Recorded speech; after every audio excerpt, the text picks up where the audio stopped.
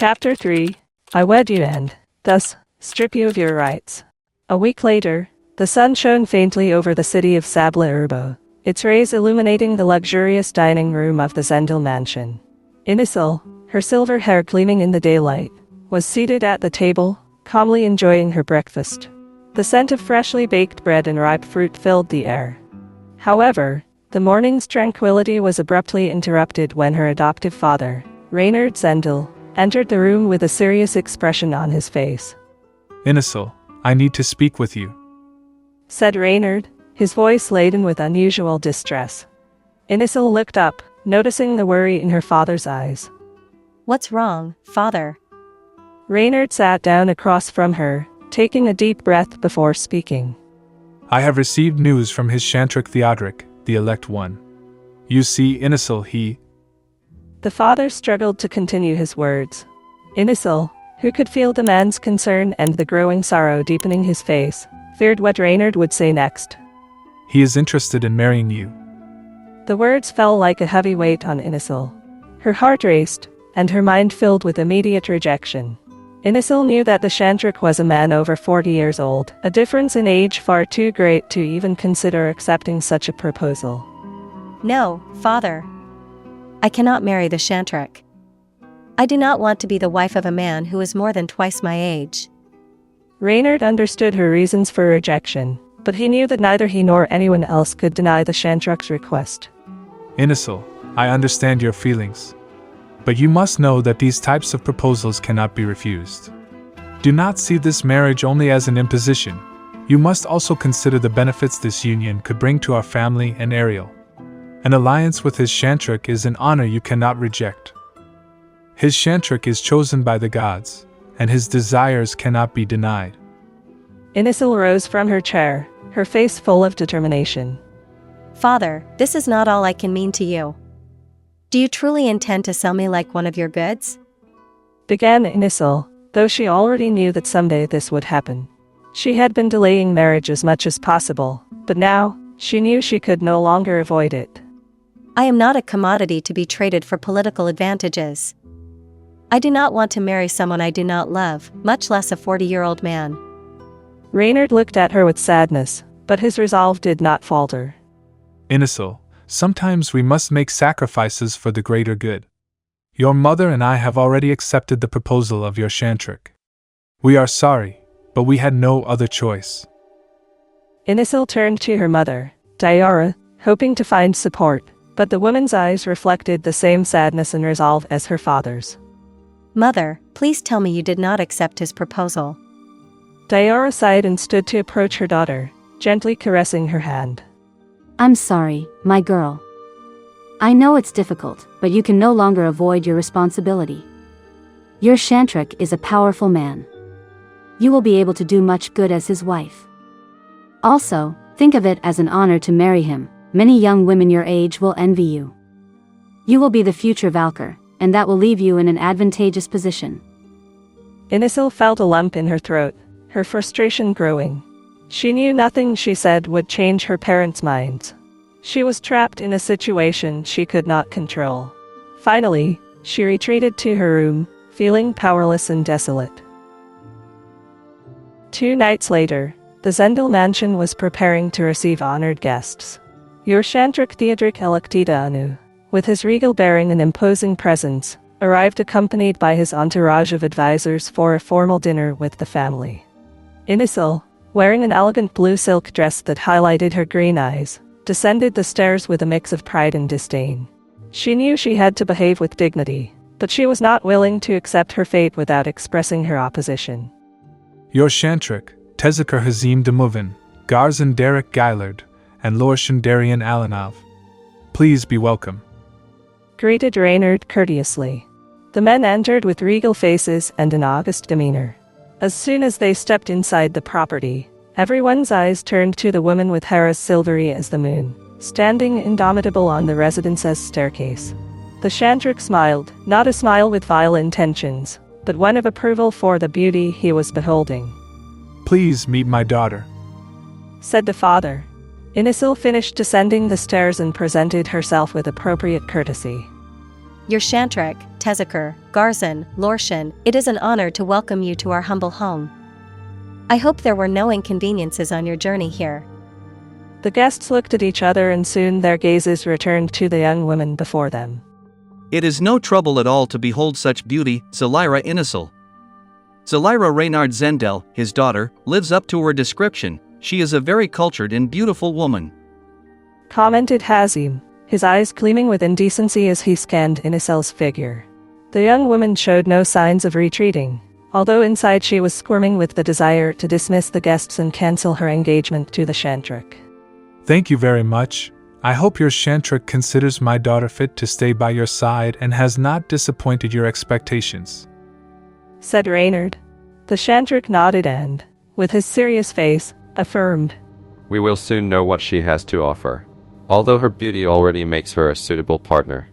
Inísel clenched her fists as she tried to maintain her composure. She hated feeling like a piece of meat and seeing how those around her interacted as if to barter her away. During dinner, Inísel remained defiant, her responses sharp and her attitude cold. Though her parents tried to ease the tension, Inísel was unwilling to be treated as merchandise. However, Theodric seemed more intrigued than offended by the young woman's attitude. I see that my future wife has a strong spirit, commented Theodric with a smile. Reynard, after giving his daughter a reproachful look, apologized in embarrassment. I apologize, your Shántruk. I promise to correct her immediately after you leave, he said, bowing his head in submission, while the other diners ate their meals calmly. However, the Shántruk shook his head and asserted, No reprimand is necessary. I believe that we all have the right to our opinion. Moreover, your daughter's tenacity is a quality I consider important for my future consort. Inísel held her gaze, her face impassive. I hope that, your Shántruk, you will not quickly tire of my nature. I have always believed that, although I am only a woman, I have the right to express my opinions. And know that I consider your actions inconsiderate for not allowing me to explain whether or not I wished to accept this engagement. Reynard and Diara immediately looked at the scene with concern. The other diners raised their eyes from their plates and watched the Shántruk's response with great interest. I have certainly never met a woman like you, Theodric mentioned, with a slight laugh accompanying his statement. After dinner, Theodric requested a moment alone with Inísel. In the main hall, under the dim light of oil lamps, the Shántruk approached her with a cordial expression. Inísel, may I call you that? He began, with a softness that surprised the young woman. Nodding, Inísel encouraged him to continue. I know this situation is not easy for you, but I want you to know that I never intend to disrespect you, and I will always listen to your opinions. I know that Sabla Urbo has its flaws, and I want to change some of them. You seem like a woman with an open mind, and I may need your reasoning in the future. Inísel, though she accepted the compliments politely, could not prevent a shadow of unease from crossing her face. I thank you for your words, your Shántruk. But I hope you understand that I am not naive. I know how the world works, and I know that your promises will be forgotten in the future.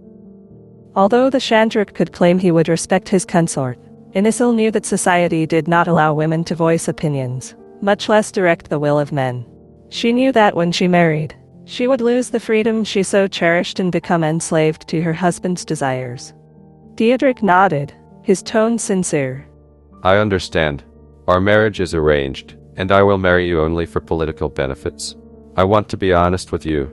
You do not know me, and I do not know you. But I hope you can see the truth behind my words. I do not intend to underestimate you, Inísel. Inísel looked into his eyes, seeking some trace of truth in his words. Although she still felt trapped, there was a small spark of hope that perhaps, over time, she could find a way to make this situation more bearable. The night enveloped the Zendel mansion in a cloak of silence as Inísel, with a polite smile and dignified bearing, bid farewell to Shántruk Theodric and his advisors. Courteous words flowed from her lips, but her mind was miles away, desperately seeking a way out of her situation. The echoes of the farewells resonated in the hall as the Shántruk and his men left, leaving behind a sense of weight and determination. Inísel, darling, it has been a very long night. Why don't you go upstairs and rest? Said her adoptive father, with a smile that did not reach his eyes. Yes, father. Good night. she replied with a tone that hid her resentment, bowing her head slightly before retreating. With every step she took toward her room, the weight of the situation seemed to press harder on her chest. When she reached her door, she paused for a moment, turning slightly to listen to her adoptive parents' conversation developing in the room below. It is clear that Inísel is not happy with this marriage, Commented Diara, with concern in her voice. I know, and it is partly my fault, Diara. Responded Reynard with a sigh. I love her so much that I have been too permissive with her. I have made her believe that she has the right to her opinion in this world, where very few can make their voice respected. Inísel is young and a woman. I have tried to delay it as much as possible, but I cannot protect her from her destiny. The words echoed in Inísel's ears like a sentence. The young woman clenched her fists, fighting back tears of frustration. Finally, she pushed her bedroom door open and slid inside, closing it softly behind her. The opulent room, with its velvet curtains and carved furniture, offered no comfort in that moment.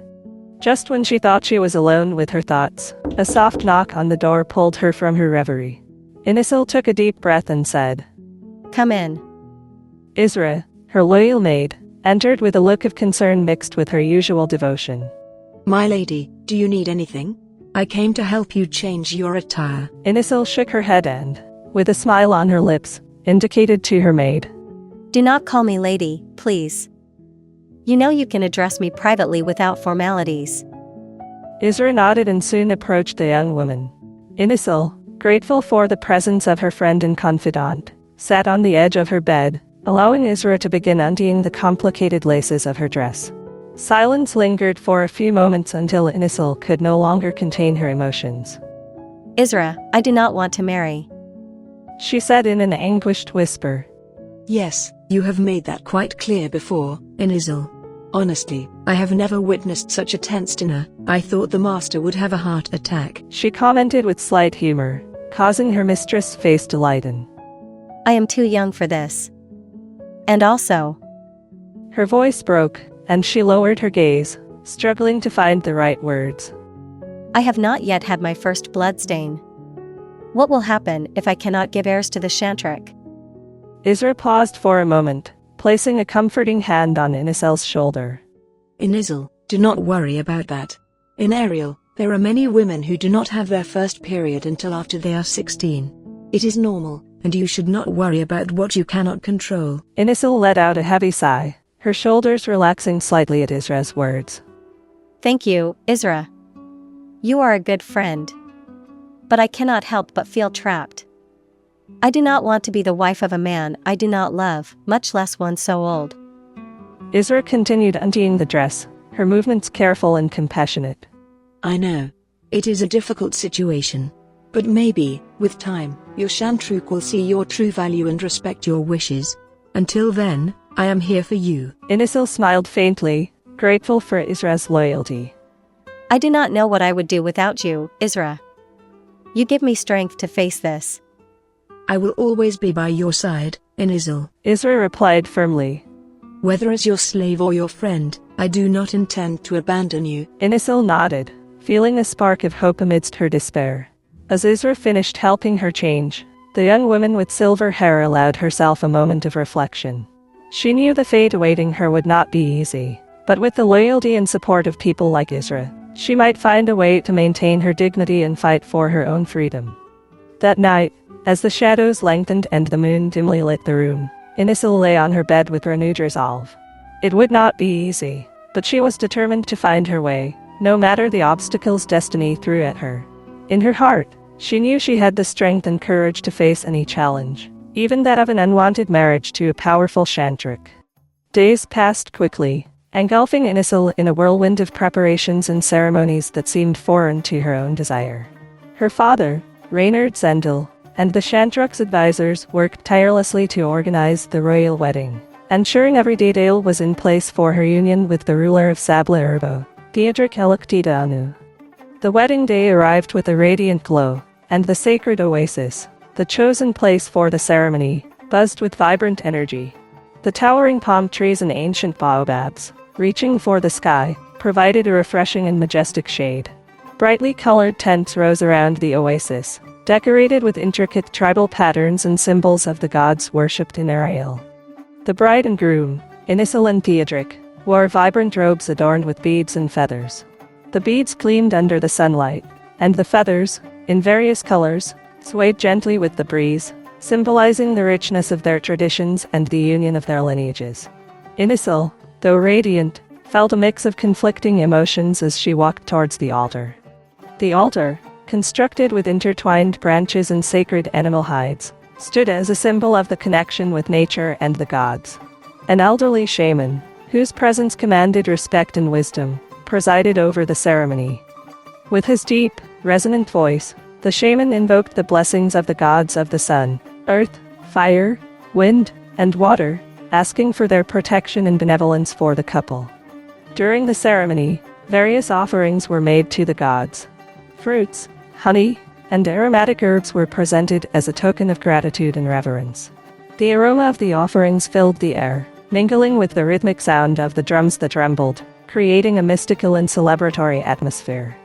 The chants and tribal dances accompanied the drums, adding a layer of vibrant and communal energy to the ceremony.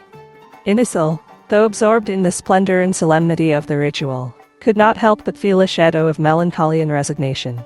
However, she maintained her regal and dignified posture, aware of the importance of her role in this momentous event.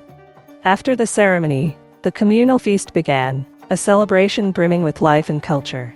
Traditional dishes of roasted meat, couscous, and fresh fruits were shared, all prepared with care and devotion. The elders of the city, with their voices full of wisdom, narrated stories and teachings about love, family, and the importance of keeping ancestral traditions alive. Their words resonated deeply among the attendees, creating a sense of continuity and connection with the past. As the feast continued, Inísel found herself surrounded by congratulations and blessings from those present. Although she smiled and thanked them courteously, her mind remained filled with thoughts about her uncertain future with a man she barely knew and did not wish to be with. Finally, following tradition, Inísel returned to her family's mansion with her adoptive parents. There, in the privacy of her home, she would prepare for the days ahead with her new husband. In the intimacy of her room, with the help of her maid Isra, she shed her ceremonial garments and dressed in more comfortable clothes. That night, as she lay in her bed, Inísel felt that a new chapter of her life had begun. The next morning, the sun rose with a warm glow over Sabla Urba, lighting up the streets and homes with the promise of a new day. In the Zendel mansion, the atmosphere was festive. Reynard strolled through the dining room with a satisfied smile on his face. He was proud and pleased that the wedding had gone off without a hitch and that Inísel had accepted her fate without complaint. Inísel, however, did not share the same joy.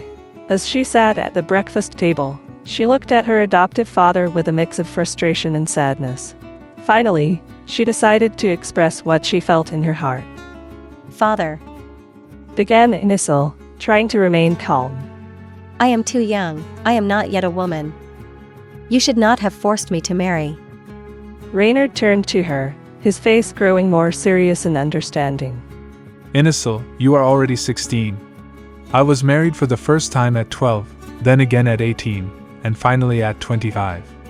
In Ariel, marriage is a common practice from a young age.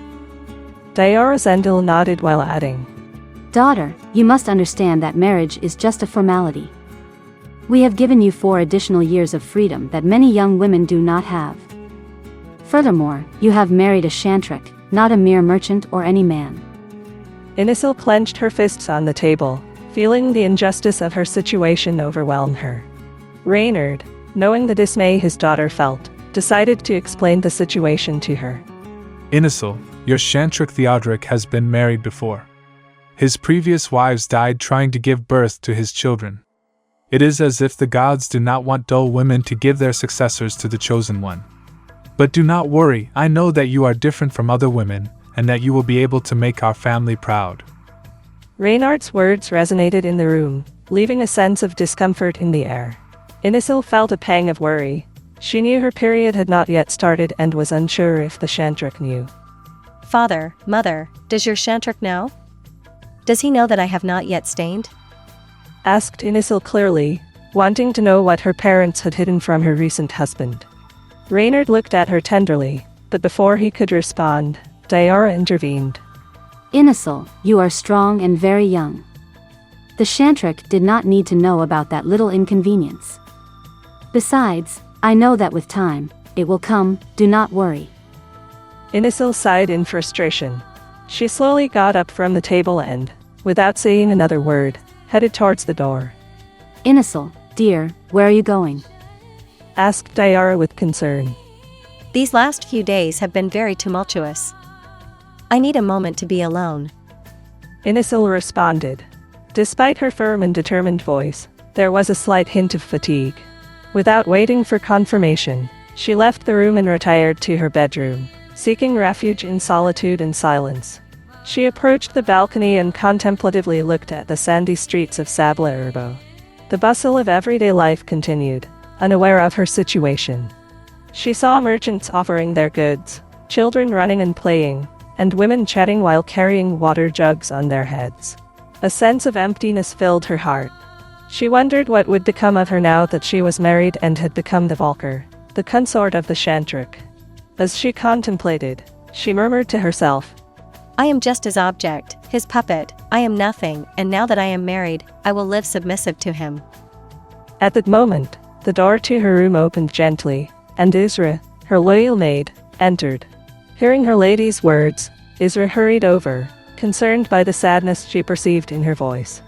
Inísel, do not speak like that, please, said Isra softly.